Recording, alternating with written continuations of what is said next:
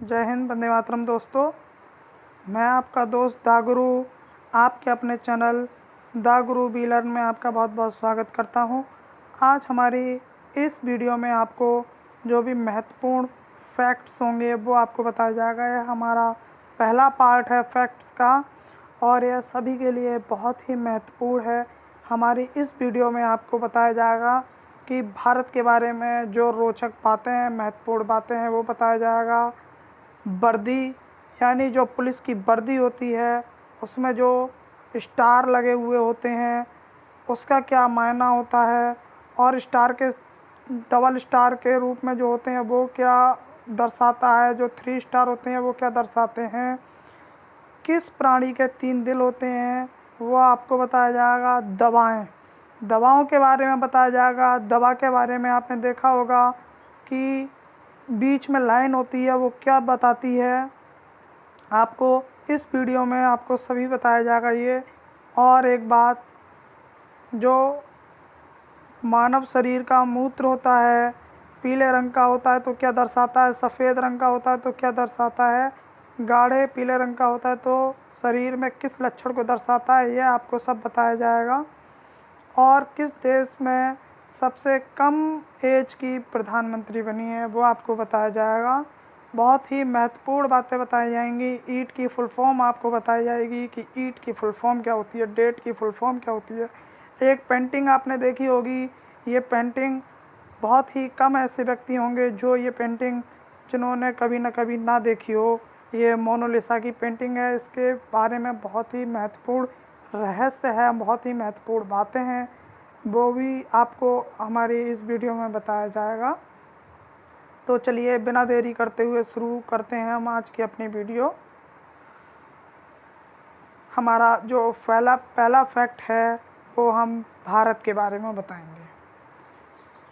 भारत के बारे में हमारी जो पहला फैक्ट है वो है कि भारत अकेला एक ऐसा देश है जहां पर किसी भी चीज़ का एमआरपी होता है, यानी मैक्सिमम रिटेल प्राइस, ठीक, यानी इससे ज़्यादा कोई भी व्यक्ति रेट पर वस्तु को नहीं बेच सकता। अगर उसकी किसी भी चीज़ की कीमत मान लीजिए 75 रुपीज़ है तो किसी भी जगह पर इससे ज़्यादा नहीं बेचा जा सकता उस वस्तु को। लेकिन ऐसा नहीं होता है। कई जगह हमने जो रेट होता है उससे ज़्यादा हमने पे किया है, लेकिन अगर ऐसा कोई करता हुआ पाया जाता है तो हम उसके खिलाफ़ एफआईआर भी कर सकते हैं। दूसरा फैक्ट है, यानी पहला जो हमारा फैक्ट था वो बता रहा था कि भारत ही एक अकेला ऐसा देश है जहाँ पर चीज़ का, यानी उस चीज़ का एमआरपी लिखा होता है, ठीक, और कहीं पे भी आप उस चीज़ का एमआरपी नहीं देखेंगे। 1896 तक केवल भारत ही एक ऐसा मात्र स्रोत था जहाँ पर दुनिया में बिकने वाले हर 12 में से 10 हीरे भारत के कांटे और पॉलिश की जाती थी। यानी कहने का तात्पर्य ये बताया जा रहा है कि 1896 से पहले भारत हीरे का बहुत ही बड़ी मात्रा में हीरे का उत्पादन करता था। यानी दुनिया में 12 में अगर 12 हीरे बिक रहे हैं तो उसमें से 10 हीरे भारत के होते थे। भारत के कांटे पे तौले जाते थे या उस पर पॉलिश की जाती थी जो भारत की ही होती थी, ठीक। तो हमें गर्व होना चाहिए अपने देश पे अभी भी और कभी भी, जब भी हम जीवित रहते हैं। दुनिया की सबसे बड़ी तेल रिफाइनरी भारत के गुजरात जामनगर में है। यानी ऑयल रिफाइनरी जो भी है वो गुजरात के जामनगर में दुनिया की सबसे बड़ी तेल रिफाइनरी है। रिफाइनरी हर रोज़ 12 बैरल तेल की रिफाइनर करती है। यानी बहुत ही बड़ी मात्रा में तेल का उत्पाद हमारे देश में किया जाता है। और हमारे देश में जो गुजरात शहर है, गुजरात एक राज्य है, उसमें जामनगर एक शहर है, वहाँ पे दुनिया की सबसे बड़ी तेल रिफाइनरी है। भारत में अपने इतिहास में किसी देश पर कभी भी हमला नहीं किया है, यानी भारत ने आज तक किसी भी देश पर पहले हमला नहीं किया है, जबकि यह हथियारों का सबसे बड़ा आयातक है। यानी हमारे देश में सबसे ज़्यादा हथियारों का आयात किया जाता है, यानी मंगाया जाता है, लेकिन फिर भी हमने कभी भी सबसे पहले किसी भी देश पे हमला नहीं किया है। हमें गर्व होना चाहिए अपने देश पे।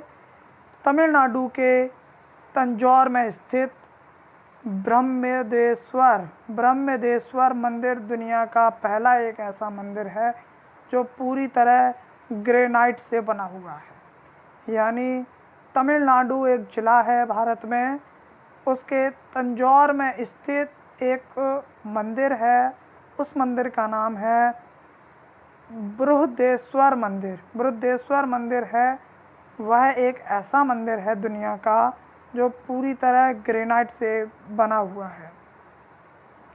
आगे का फैक्ट जानते हैं। स्विट्ज़रलैंड में मनाया जाने वाला विज्ञान दिवस। स्विट्ज़रलैंड में जो विज्ञान दिवस मनाया जाता है वो मिसाइल मैन हमारे देश के कहे जाने वाले डॉक्टर एपीजे अब्दुल कलाम जी, उनको समर्पित है विज्ञान दिवस पे, जो स्विट्ज़रलैंड में मनाया जाता है। एपीजे की फुल फॉर्म है अब्दुल पाकिर जैनुद्दीन अब्दुल कलाम। यह इनका पूरा नाम है, अब्दुल पाकिर जैनुद्दीन अब्दुल कलाम।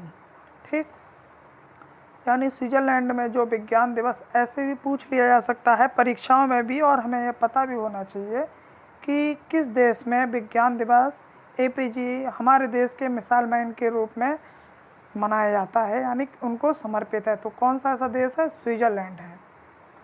अब हम जानते हैं हमारे पेशाब का जो रंग है वो हमारे किस स्वास्थ्य के बारे में क्या बताता है, यानी क्या किस कलर का अगर हमारा पेशाब आता है तो वो किस तरीके से हमारे शरीर में अपना कार्य कर रहा है, वो बताया जाता है। पहला है पारदर्शी। यदि पारदर्शी यानी पानी की तरीके से अगर पेशाब आ रही है तो यह एक अच्छा संकेत है कि आप पर्याप्त मात्रा में पानी पी रहे हैं। तो जिन भी व्यक्तियों को पेशाब पारदर्शी आता है वो एक अच्छा संकेत है कि वो पर्याप्त मात्रा में पानी पी रहे हैं। दूसरा फैक्ट है पेशाब के बारे में, गाढ़ा पीला, यानी जिन व्यक्तियों को जो टॉयलेट है गाढ़ा पीला आता है, अब ज़रूरत से ज़्यादा कम पानी पी रहे हैं। कहने का तात्पर्य है कि यदि गाढ़ा कलर का और पीला जिनका पेशाब निकल रहा है उनको पानी पीने की आवश्यकता है, यानी उनके शरीर में पानी की कमी है। एक वयस्क व्यक्ति को दिन में 2.7 लीटर से लेकर 3.7 लीटर तक पानी पीना चाहिए। ठीक, हल्का पीला, यानी जिन व्यक्तियों को हल्का पीला पेशाब आता है उनका स्वास्थ्य नॉर्मल है, यानी वो मीडियम व्यक्ति हैं, उनका जो स्वास्थ्य है मीडियम है। एक स्वस्थ व्यक्ति के पेशाब का जो पीएच मान है वो 4.5 से लेकर के 8.0 होता है। ठीक, यानी जिन व्यक्तियों को पेशाब हल्का पीला हो रहा है वो नॉर्मल है उनका स्वास्थ्य, और इसमें पीएच मान बताया गया है 4.5 से लेकर के जो व्यक्ति का पीएच मान होता है पेशाब का वो 4.5 से लेकर के 8.0 तक होता है। भूरी संतरा, यानी संतरी कलर, जो हल्का हल्का भूरी संतरा कलर का जिनकी टॉयलेट आती है और वह संकेत है कि आपके लीवर में समस्या है। ध्यान रख लीजिए, यदि आपको हल्की भूरी कलर की, संतरी कलर की अगर आपको टॉयलेट आ रही है तो यानी आपके लीवर में समस्या है। आगे देखिए हल्का लाल, यानी किसी भी व्यक्ति को हल्के लाल कलर की अगर टॉयलेट आती है तो यह संकेत है कि आपकी किडनी की समस्या है। यानी हल्की भूरी कलर की पेशाब आती है तो आपको किडनी की समस्या है। आप तुरंत ही डॉक्टर के पास जाइए। और यूटीआई और ट्यूमर से भी हो सकता है, यानी किडनी के साथ साथ यूटीआई और ट्यूमर की भी प्रॉब्लम आपको हो सकती है। तो आप इस पर बहुत ही ध्यान दें। पेशाब जो है, टॉयलेट जो है, वो हमारे शरीर की स्वास्थ्य संबंधी जानकारियों को उपलब्ध कराने का एक प्रमुख माध्यम होता है। यानी हमारा स्वास्थ्य कैसा है वो बताने में अपनी एक कारगर भूमिका निभाता है। पीला, यानी पीला और झाग वाला, साथ में झाग आ रहे हैं तो ये सीधी चेतावनी है कि आपको किडनी की समस्या है। यानी आपको जो टॉयलेट आ रही है वो पीली आ रही है और उसमें हल्का झाग भी आ रहा है, तो यानी आपको किडनी में प्रॉब्लम है। आप तुरंत डॉक्टर पे संपर्क कीजिए। यदि आप हमारे चैनल पर नए हैं तो आप हमारे चैनल को सब्सक्राइब कर लीजिए। यूट्यूब और टेलीग्राम पे आप हमें फॉलो कर सकते हैं द गुरु व्हीलर नाम से सर्च करके। टेलीग्राम, इंस्टाग्राम, फेसबुक और ट्विटर पे द गुरु अभिषेक नाम से अगर आप सर्च करेंगे तो आपको मैं वहाँ मिल जाऊँगा। आप हमें वहाँ पे फॉलो कर सकते हैं।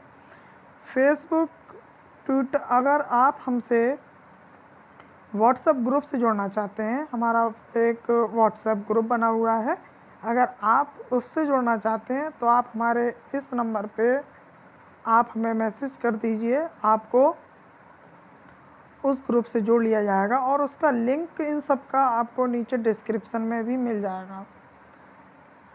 दुनिया के पहले परमाणु बम का, यानी परमाणु नहीं होता है, परमाणु, टाइपिंग में मिस्टेक हुई है थोड़ी, लेकिन कोई नहीं। दुनिया के पहले परमाणु बम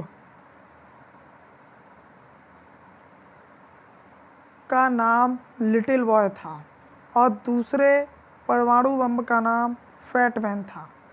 आपने देखा होगा, सुना होगा, देखा नहीं होगा लेकिन आपने सुना होगा कि हिरोशिमा और नागासाकी पे जो परमाणु बम गिराए गए थे वो यही थे।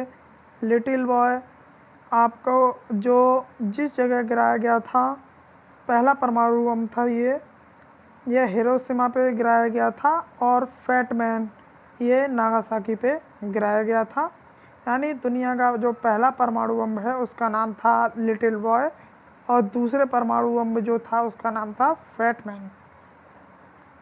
एक ये महिला है, देख लीजिए आप इनको। दुनिया की सबसे कम उम्र में प्रधानमंत्री ये बनी है, ये फिनलैंड की प्रधानमंत्री बनी है, जिनका नाम क्या है, सना मारिन। यानी सबसे कम उम्र में की जो प्रधानमंत्री बनी है फिनलैंड में, उनका नाम सना मारिन है।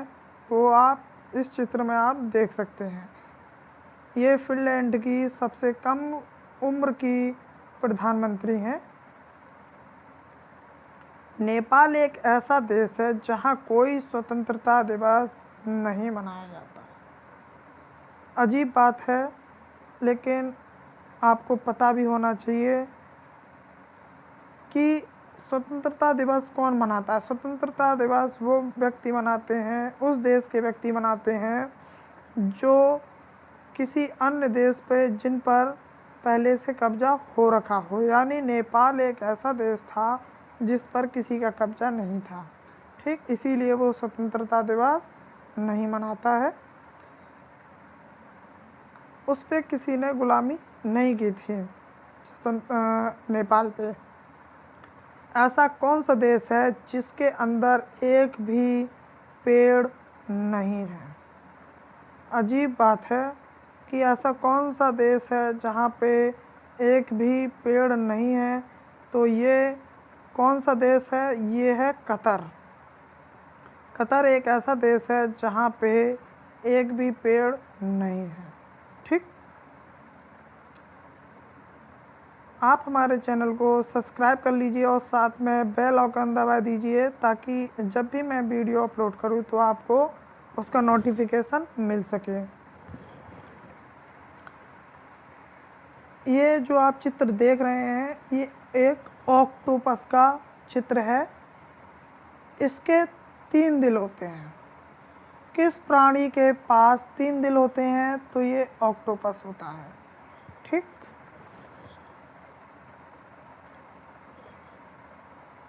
ऐसी कौन सी कंट्री है जिसके अंदर मात्र 27 लोग रहते हैं? उस देश का नाम है स्विट्ज़रलैंड। यानी स्विट्ज़रलैंड एक ऐसा देश है जहाँ पे मात्र 27 लोग रहते हैं। अब मैं आपसे एक पहेली के रूप में पूछता हूँ, आप हमें वो बताएंगे। आप स्क्रीनशॉट भी लेके आप हमें कमेंट बॉक्स में बता सकते हैं। ये पहेली है, आपकी मम्मी के पापा की पत्नी की बेटी की बहन के नाना की पत्नी के पति की बेटी आपकी क्या लगेगी? इसका आंसर आप हमें नीचे कमेंट बॉक्स में बताएंगे।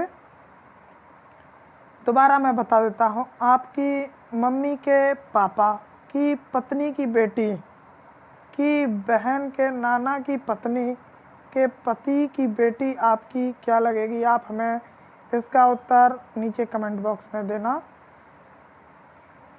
एक ये व्यक्ति है, बहुत ही गौर से देख लीजिए आप। 1962 में चीन युद्ध में इन वीर सूबेदार कपूर सिंह ने अकेले चीन के 60 सैनिक को मार गिराया था। इनके लिए एक लाइक और जय हिंद जरूर बनता है ना।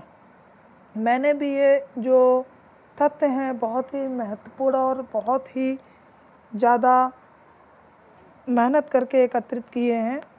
तो आपको अगर वीडियो अच्छी लग रही है तो आप हमारे चैनल को सब्सक्राइब कर दीजिए। दोबारा बता दूं, ये एक सूबेदार कपूर सिंह हैं। ये 1962 में जो चीन के साथ में युद्ध हुआ था तो इन्होंने अकेले चीन के साथ 60 सैनिक मार गिराए थे। हमारे देश के प्रधानमंत्री नरेंद्र मोदी, जिनका पूरा नाम है नरेंद्र दामोदर दास मोदी, इनके द्वारा बहुत सी योजनाएं चालू की गई थी। तो उनमें से कुछ महत्वपूर्ण योजनाओं के बारे में आपको बताएंगे। बेटी बचाओ बेटी पढ़ाओ कब प्रारंभ हुई थी? ये 22 जनवरी 2015 को बेटी बचाओ बेटी पढ़ाओ का जो योजना थी चालू की गई थी। डिजिटल इंडिया की शुरुआत 1 जुलाई 2015 को की गई थी। 1 जुलाई 2015 को डिजिटल इंडिया की शुरुआत की गई थी। स्वच्छ भारत, स्वस्थ भारत, स्वच्छ भारत एक कदम स्वच्छता की ओर। यह जो स्वच्छ भारत मिशन था वो 2 अक्टूबर 2014 को प्रारंभ की गई थी। 2014 को स्वच्छ भारत मिशन बहुत ही ज़्यादा महत्वपूर्ण तथ्यों को आपके सामने लेके आया हूँ जो सभी व्यक्तियों को पता होना चाहिए।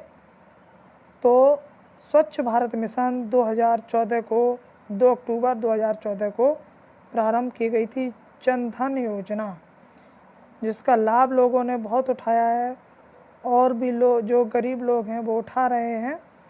जो जन धन योजना है वो 28 अगस्त 2014 को प्रारंभ हुई थी। प्रधानमंत्री किसान सम्मान निधि योजना, यह 1 फरवरी 2019 को प्रारंभ की गई थी। ये योजना मिशन इंद्रधनुष में 7 कलर होते हैं। कितने होते हैं? 7। तो इसमें 7 प्रकार की योजनाओं को सम्मिलित किया गया था। ठीक, यह 25 दिसंबर 2014 को प्रारंभ हुई थी। कौन सी योजना? मिशन इंद्रधनुष योजना। एक और अन्य तथ्य आपको बता देता हूँ, जो इंद्र आपने आसमान पे देखा होगा 7 कलर की कभी इंद्रधनुष जैसी ऐसी लाइनें आपको आकाश में मिलती हैं।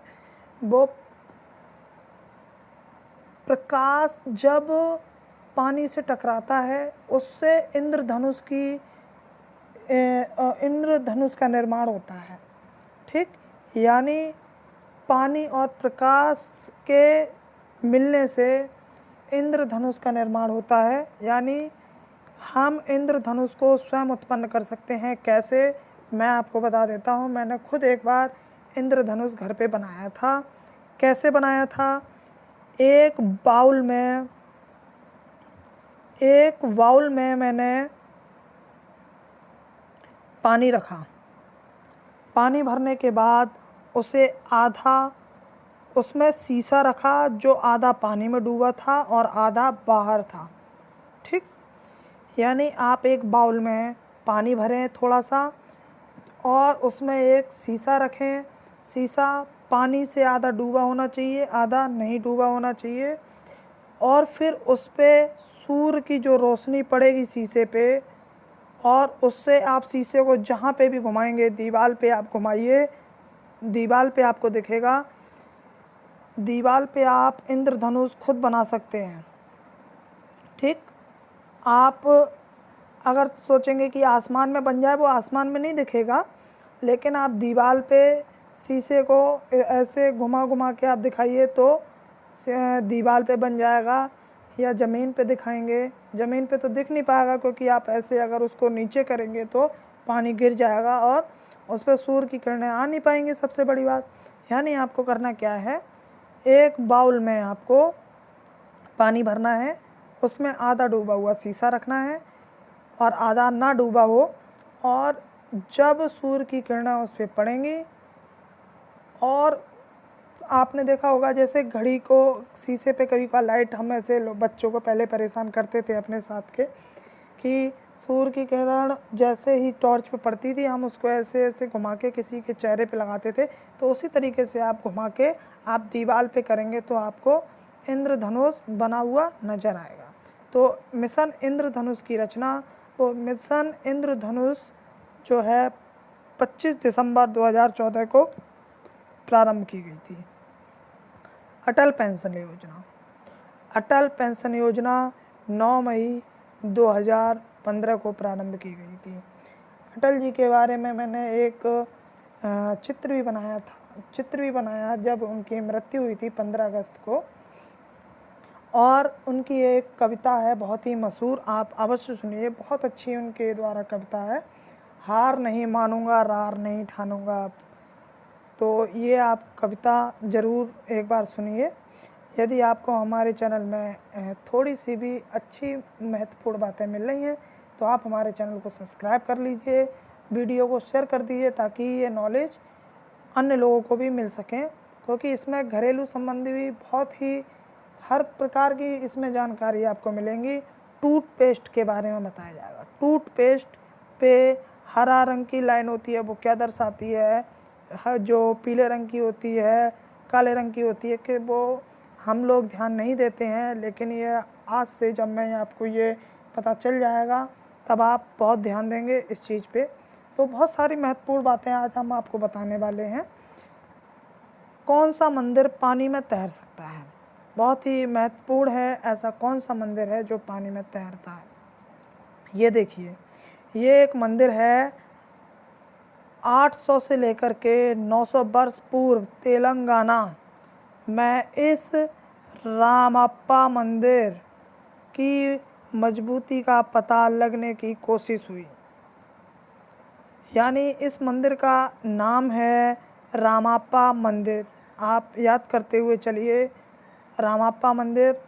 तो एक अजीबोगरीब बात सामने आई, इस मंदिर का पत्थर पानी में तैर भी सकता है।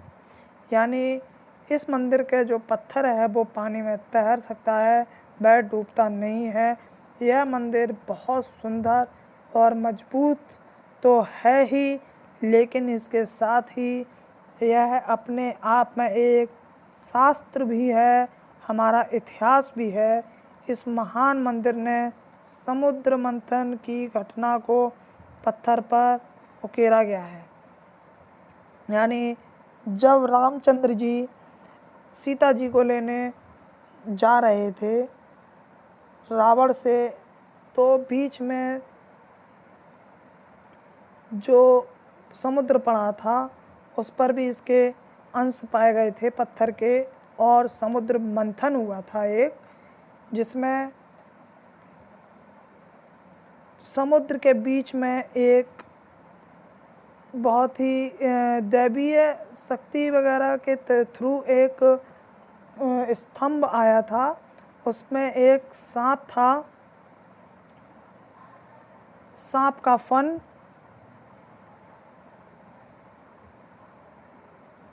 और दूसरी तरफ थी पूंछ। तो ये समुद्र मंथन हो रहा था, जिसमें पूंछ की तरफ थे, कौन थे पूंछ की तरफ, और उनके मुख की तरफ, यानी एक तरफ राक्षस थे, एक तरफ जो दैत्य थे वो थे, दानव थे, और एक तरफ भगवान के जो प्रमुख लोग थे वो थे।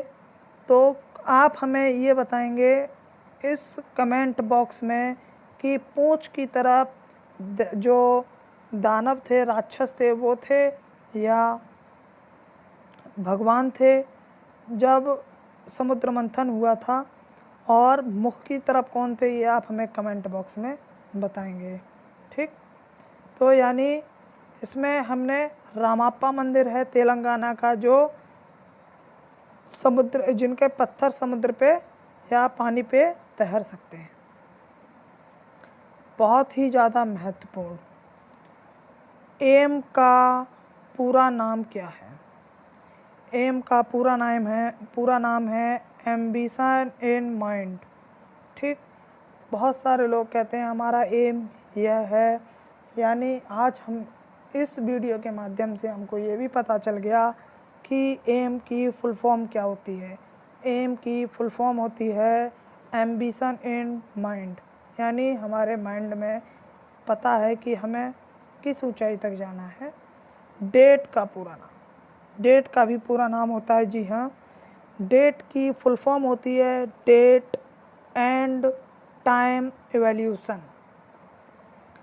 Date and time evolution date की फुल फॉर्म होती है। ईट की, यस, ईट की भी फुल फॉर्म होती है। ईट की फुल फॉर्म होती है एनर्जी एंड टेस्ट। ठीक, ईट की फुल फॉर्म होती है एनर्जी एंड टेस्ट। ठीक, यानी एनर्जी भी हमें मिलती है जिससे, और टेस्ट भी मिलता है। वो ईट की फुल फॉर्म होती है एनर्जी एंड टेस्ट। इसरो की फुल फॉर्म क्या होगी वो आप हमें कमेंट में नीचे बताएंगे। भारत की सबसे लंबा ट्रेन, जो सबसे लंबी ट्रेन है वो कौन सी है? उसका नाम है शेषनाग। शेषनाग भारत की सबसे लंबी ट्रेन है। ये देखिए आप, ये एक चित्र को यहाँ पे मेरे द्वारा बनाया गया है। इसमें एक शायरी के रूप में एक बात लिखी गई है, बड़े अनमोल होते हैं ये रिश्ते, इनको तू बेकार न कर, मेरा हिस्सा भी तू ले ले लेकिन आपस में टकरार ना कर। अपनों की कीमत जब वो दूर हमसे चले जाते हैं तभी हमें उनकी कीमत का अंदाज़ा पता चलता है कि हमारे अपने जो रिश्तेदार हैं, हमारे जो अपने परिवार के सदस्य हैं, उनकी क्या वैल्यू है। जब वो हमसे दूर हो जाते हैं तब हमें समस्याओं का सामना करना पड़ता है। यह मैंने इसलिए इस वीडियो में डाला है कि बहुत ही ज़्यादा केस इस कोरोना महामारी के बीच में देखने को मिल रहे हैं। आपस में लड़ाइयाँ होती हैं, लेकिन हम इससे दूर रहें। वही इसमें बताया गया था, बड़े अनमोल होते हैं रिश्ते, इनको तू बेकार न कर, मेरा हिस्सा भी तू ले ले लेकिन आपस में टकरार ना कर। ठीक, मुझे उम्मीद है आप सभी बहुत होशियार हैं, हमारी बातों पे ध्यान देंगे। तो आगे का फैक्ट देखिए, दुनिया का सबसे बड़ा जो कोरोना हॉस्पिटल बना है वो दिल्ली में बना है। जी हाँ, दिल्ली में दुनिया का सबसे बड़ा कोरोना हॉस्पिटल बन चुका है। आगे देखिए, हीरो साइकिल देश का बना हीरो, यानी हीरो साइकिल वालों ने चीन के साथ में 900 करोड़ का व्यापार रद्द कर दिया है। यानी आप अभी देख रहे हैं हमारे सैनिकों के ऊपर जो चीन हमला कर रहा है, उसके चलते हुए, उसको देखते हुए हीरो साइकिल वालों ने 900 करोड़ का जो व्यापार था वो चीन के साथ में रद्द कर दिया है। पहले हमारे देश में हीरो होंडा,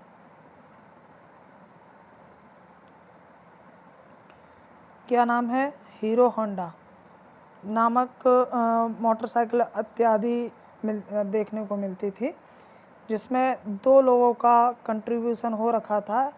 हीरो हमारे देश में आ गया था नाम से, और होंडा किसी अन्य देश में अपना उत्पाद करने लगा था होंडा नाम से। यानी हीरो साइकिल यानी हीरो जो कंपनी है वो भारत की अब है, होंडा किसी अन्य देश की कंपनी हो गई है। तो हीरो के साथ में चीन के साथ जो व्यापार होता था करीब 900 करोड़ का, वो अब रद्द कर दिया है हीरो साइकिल वालों ने।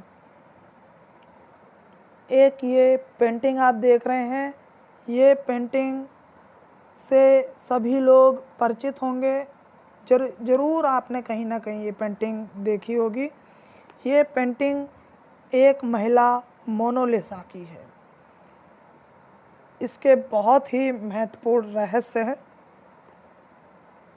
मोनालिसा पेंटिंग के जो भी महत्वपूर्ण रहस्य हैं आज आपको मैं वो बताऊंगा। लियोनार्डो डा विंची का जन्म 15 अप्रैल सन 1492 में इटली के एक विंची नामक शहर में हुआ था। इसलिए इनके नाम के पीछे विंची लिखा हुआ है। यानी लियोनार्डो डा विंची का जन्म विंची शहर में हुआ था, इसीलिए इनके नाम के पीछे विंची ये लगा हुआ है। हालांकि मोनालिसा की प्रसिद्धि काफ़ी विख्यात है, पर इस पेंटिंग का आकार 30 बाय 21 इंच का है। इसका आकार, इसका जो वज़न है वो 8 किलो है। यानी इस पेंटिंग का जो वज़न है 8 किलो है। और इसके बारे में क्या है, 21 अगस्त 1911 में एक इटली का विंसेंजो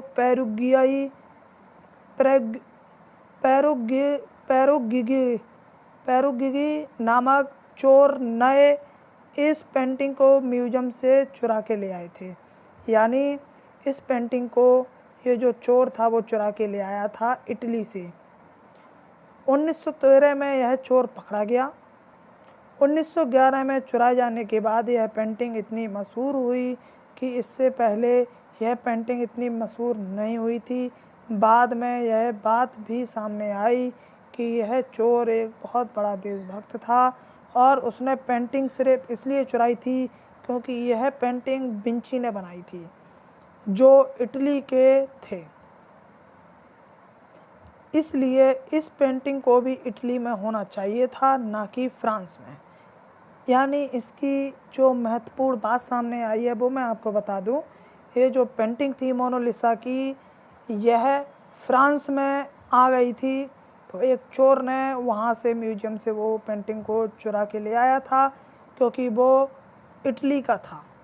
तो उसने सोचा था कि जब ये पेंटिंग इटली की है तो ये फ्रांस में क्यों है, तो ये फ्रांस से चुरा कर ले आया था। इस बात के कारण इटली के सरकार ने उसे सम्मानित किया था।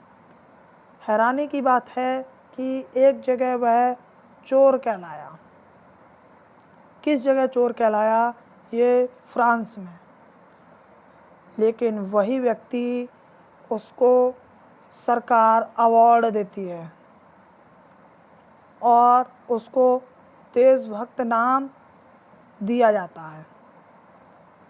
वो चोर किसी अन्य देश में भले भी कहा गया हो, लेकिन हमारी सबकी नज़र में वह एक असली देशभक्त था, क्योंकि जब वो पेंटिंग थोड़ी भी बहुत प्रसिद्धि पे थी तो उसने कहा कि यह जब हमारी देश की पेंटिंग है तो ये किसी अन्य देश में क्यों है, और वह इस पेंटिंग को चुरा के ले आया था। तो इटली की सरकार ने उसको सम्मानित भी किया था। इनका चेहरा देख लीजिए आप। कई लोगों को इस पेंटिंग से प्यार भी हो चुका है, इसके कारण उन्होंने आत्महत्या तक कर ली है। इसका उदाहरण है जब 1852 में एक ल्यूक मास्परो ने विल्डिंग के चौथे मंजिल, यानी बिल्डिंग है ये, यानी ल्यूक मास्परो ने चौथी मंजिल से छलांग लगाकर आत्महत्या कर ली थी। और उन्होंने अपने सुसाइड नोट में लिखा था कि मैं मोनालिसा की खूबसूरत से स्माइल से उबर नहीं पा रहा हूँ और मेरे पास आत्महत्या करने के अलावा और कोई दूसरा विकल्प नहीं है। अजीब है, एक व्यक्ति जिनका नाम ल्यूक मास्परो है, उनको इस पेंटिंग से प्यार हो जाता है। देख लीजिए, क्या आपको कभी हो सकता है पेंटिंग से प्यार? हाँ, पेंटिंग बनाने का एक जज्बा अलग होता है कि पेंटिंग से प्यार हो गया। और उनकी स्माइल बताइए, ये स्माइल है इनकी, ये इनकी खूबसूरती पे बिल्कुल उभर नहीं पा रहे हैं, तो इन्होंने क्या कर ली, आत्महत्या कर ली। देख लीजिए भाई, है ना, ज़्यादा मत देखिए, कोई कुछ ज़्यादा ही खूबसूरत हैं भाई ये। तो इनके बारे में यह भी एक तथ्य था कि इनकी जो पेंटिंग थी काफ़ी खूबसूरत लोगों को लगी, और जिसके कारण कुछ लोगों ने आत्महत्या भी कर ली। और शायद चोर को भी कहीं ज़्यादा पेंटिंग अच्छी ना लग गई हो तो उसने ऐसा कर लिया, कुछ पता नहीं। आगे देखिए और क्या इनके पेंटिंग के बारे में बताया जा रहा है। शायद आपने ध्यान नहीं दिया होगा कि पेंटिंग में मोनालिसा की आंखों की पलकें और भौहें नहीं हैं। विंची ने पलक और भौरे बनाए थे।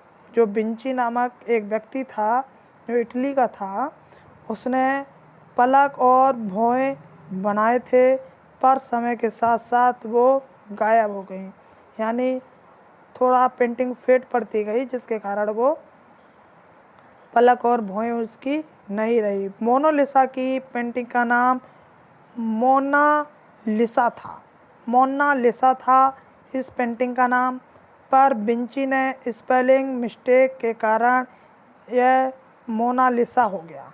यानी विंची से थोड़ी स्पेलिंग में मिस्टेक हो गई, जो मोनालिसा पेंटिंग का नाम था, लेकिन मोनालिसा हो गया, पहला था मोनालिसा। ठीक, वैसे वो से नहीं है, वैसे मोनालिसा का इटैलिक में मतलब होता है माई लेडी। ये इटली में बनी थी, जिसका मोनालिसा नाम था उस पेंटिंग का, जिसका अर्थ था माई लेडी, यानी मेरी औरत। तो आपके बारे में बताया गया था इसमें कि इनकी भौहें और पलकें नहीं थी। तो देख लीजिए आप इस पेंटिंग को, इनकी भौहें और पलकें नहीं हैं, पहले थी लेकिन समय के साथ साथ इनकी भौहें और पलकें नहीं रही, थोड़ी फेड पड़ती गई। जैसे ये आपको यहाँ पे फेड दिख रहा है, ऐसे ही फेड पड़ता गया। और देखिए इनके बारे में एक और फैक्ट, कई बार मोनालिसा की पेंटिंग को नुकसान पहुंचाने की कोशिश की गई। एक व्यक्ति ने तो इस पर तेजाब फेंक दिया था, जिससे पेंटिंग का बहुत नुकसान हुआ। इसके बाद बोलिविया के सैलानी ने इस पर पत्थर फेंका। इन्हीं घटनाओं के मद्देनज़र मोनालिसा को बुलेट प्रूफ कांच से ढक दिया गया। बताइए, एक पेंटिंग जो इतनी मशहूर हो रही थी, तो कुछ लोगों ने इसको पेंटिंग को आघात पहुंचाने की भी कोशिश की गई। बाद में इसे बुलेट प्रूफ कांच में रख दिया गया। यही वजह है कि 2009 में जब एक सैलानी ने पेंटिंग पर मग फेंका तो उसे कुछ नुकसान नहीं हुआ। यानी उसके जब वाटरप्रूफ कांच में इस पेंटिंग को रख दिया गया था, तो उस पर मग फेंक के मारा, जिससे उस पर कुछ नुकसान नहीं हुआ। पेंटिंग बनाते वक्त विंची आउटलाइन नहीं बनाते थे। जो विंची थे, इटली के व्यक्ति जिन्होंने मोनालिसा पेंटिंग बनाई थी, जिन्होंने मोनालिसा इस पेंटिंग का नाम था, लेकिन मोनालिसा गलती से लिख दिया था, अब वही नाम चलता है। तो उस पे आउटलाइन नहीं बनाते थे पेंटिंग पे। अगर तस्वीर को जूम करके देखे तो बैकग्राउंड और मोनालिसा के शरीर को अलग करती हुई कोई लाइन नहीं है। यानी उसको जूम करते हैं तो कोई भी अलग लाइन नहीं पता चलती है। इस तकनीक को स्फुमातो कहा जा गया। यानी जो आउटलाइन नहीं होती है बैकग्राउंड में, आप देखिए ये कह रहे हैं, कुछ लोग इस पे आउटलाइन ऐसे कर देते हैं जिससे पता चल जाता है कि इसके पीछे ये अलग दृश्य है और ये इनका अलग दृश्य है। तो वह ये हैं विंची। ठीक, तो ये जो पेंटिंग थी उस पे आउटलाइन नहीं बनाते थे, और जिस पेंटिंग पे आउटलाइन नहीं होती है उसको स्फुमातो कहा गया। इस पेंटिंग स्टाइल की वजह से विंची उस समय खूब पॉपुलर हुए थे। एस्ट्रोलॉजिकल हेरिटेज द्वारा उनको दुनिया का सबसे प्रतिभाशाली व्यक्ति का दर्जा दिया गया था। लियोनार्डो डा विंची एक ही बार में अपने एक हाथ से लिख सकते थे और दूसरे हाथ से चित्र बना सकते थे। ये बहुत ही प्रतिभाशाली व्यक्ति थे। यह एक समय में पेंटिंग भी बना सकते थे और लिख भी सकते थे। पेंटिंग के आउटलाइन नहीं करते थे पेंटिंग में ये, तो जिसको स्फुमातो कहा गया था। स्फुमातो कहा जाता है कि मोनालिसा की पेंटिंग अलग अलग दिशा में देखने पर अलग अलग नज़र आती है। यानी आपको ये पेंटिंग अगर कहीं दिखे, आप मोबाइल में भी देख सकते हैं, और आपको अभी मैंने दिखाया भी है। ये देखिए मोनालिसा, अलग अलग दिशा में अगर आप इस पेंटिंग को देखते हैं तो आपको यह रहस्य आज भी बहुत पेचीदा रहस्य बना हुआ। ये देखिए, कहा जाता है कि मोनालिसा की पेंटिंग अलग अलग दिशा में देखने पर अलग अलग नज़र आती है, मगर यह रहस्य आज भी बहुत पेचीदा रहस्य बना हुआ है। सन 1757 में मोनालिसा की पेंटिंग फ्रांस के लॉरे म्यूजियम में पाया गया था, लेकिन चौंकाने वाली बात यह है कि यह पेंटिंग वह पहुंची वहां कैसे, ये आज तक वहाँ पे लोगों को नहीं पता है, क्योंकि ये बनी तो इटली में थी, लेकिन ये फ्रांस में कैसे पहुँच गई इस बात का पता नहीं लग पा रहा है। चौंकाने वाली बात तो यह भी है कि विंची एक लेखक भी थे, फिर भी उन्होंने अपनी सबसे पसंदीदा पेंटिंग का जिक्र कहीं भी नहीं किया। यानी इस पेंटिंग का या किसी भी पेंटिंग का जिक्र विंची ने नहीं किया, जिसके कारण यह बात आज तक रहस्य है कि आखिर इस पेंटिंग में मोनालिसा यह है कौन। यानी एक और बात आपको मैं बता दूं कि जब हम सपना देखते हैं तो सपने में हम एक भी व्यक्ति का अपने मन से चित्रण नहीं कर सकते। यानी अगर हमें किसी भी व्यक्ति का सपने में देखते हैं तो उसे हमने कहीं ना कहीं अवश्य देखा होगा। मैंने सबसे पहले ये पेंटिंग, जो पज़ल होते थे, जो उसमें मोनालिसा की पेंटिंग को पूरा रूप में बनाया जाता था, उसमें मैंने इस पेंटिंग को देखा था, है ना। मुझे भी इस तथ्य के बारे में नहीं पता था, मुझे भी आज इस पेंटिंग के बारे में जो क्यों ये विख्यात है इसका आज पता लगा मुझे भी। यह साधक से यह भी पता चला कि मोनालिसा की पेंटिंग में विंची के कुछ शब्द छुपा के लिखे थे, जिनका हिंदी में मतलब होता है कि उत्तर यहाँ है। यानी इस पेंटिंग में कुछ लिखा हुआ था जिसका मीन हिंदी में है उत्तर यहाँ है। इससे यह भी पता चलता है कि विंची इस तस्वीर में छिपा मैसेज बताना चाहते थे। आज इसकी कीमत भारतीय रुपए के हिसाब से 5,253 करोड़ है। ये पेंटिंग इतनी क्यों ज़्यादा मशहूर है और इस पेंटिंग में क्या क्या राज हो सकते हैं इसके कारण से और इसकी खूबसूरती की वजह से यह इस पेंटिंग की आज की कीमत 5,253 करोड़ रुपए है।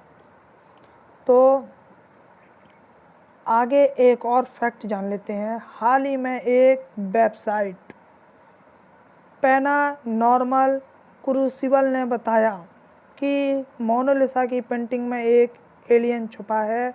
यह बात कितनी सच है और कितनी झूठ है, इस बात की अभी तक पुष्टि नहीं हो पाई है, परंतु जब हम मोनालिसा की पेंटिंग को उसके मिरर इमेज से जोड़ते हैं तो उसमें एक एलियन जैसी आकृति मिलती है और यह बात तब सोचने पर मजबूर कर देती है कि यह आकृति वहीं पर बनती है जहाँ पर विंची ने उत्तर लिखा था, यानी लेख लिखा था उत्तर यहाँ है। यानी इस जगह पे जब मिरर को रखा जाता है तो तभी इसका मीनिंग निकलता है उत्तर यहाँ है। यानी इस पेंटिंग में और कई भी रहस्य हो सकते हैं, इसके कारण इसकी कीमत 5,253 करोड़ रुपए है। भारत का प्रवेश द्वार मुंबई को कहा जाता है। इलेक्ट्रॉनिक नगर बेंगलुरु है।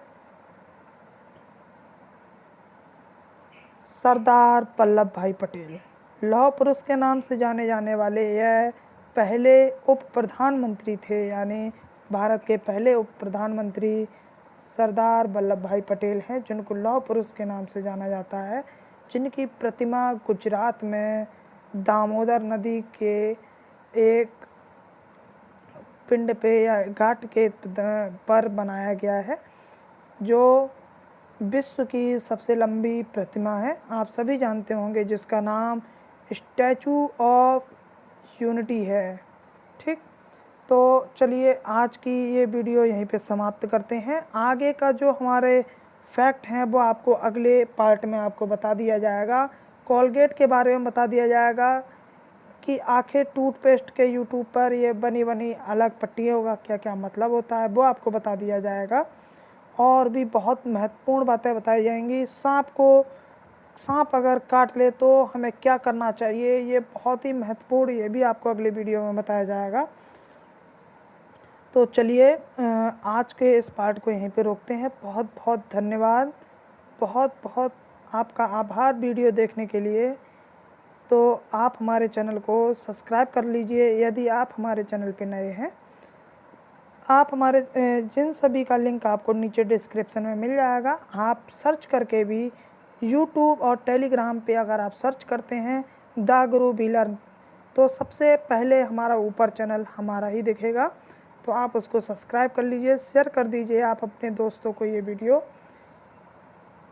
टेलीग्राम पे, ट्विटर पे, फेसबुक पे और इंस्टा पे अगर आप हमें जुड़ना चाहते हैं आप हमसे, तो द गुरु अभिषेक अगर आप सर्च करेंगे तो आप हमें इस पे मिल सकते हैं। आप हमारे व्हाट्सएप ग्रुप से जुड़ना चाहते हैं तो हमारे इस नंबर पे संपर्क आप मैसेज कर सकते हैं और उस ग्रुप से आप जुड़ सकते हैं। PDF प्राप्त करने के लिए आप हमारे टेलीग्राम चैनल और व्हाट्सएप ग्रुप से जुड़ जाइए। आपको इस चीज़ की जो भी महत्वपूर्ण फैक्ट होते हैं वो आपको बता दिए जाएंगे। कोरोना वायरस के संबंधित जो भी महत्वपूर्ण तथ्य हैं उसकी वीडियो भी मैं बना चुका हूँ, आप उसको हमारे इस चैनल पे देख सकते हैं। बहुत बहुत धन्यवाद आपका।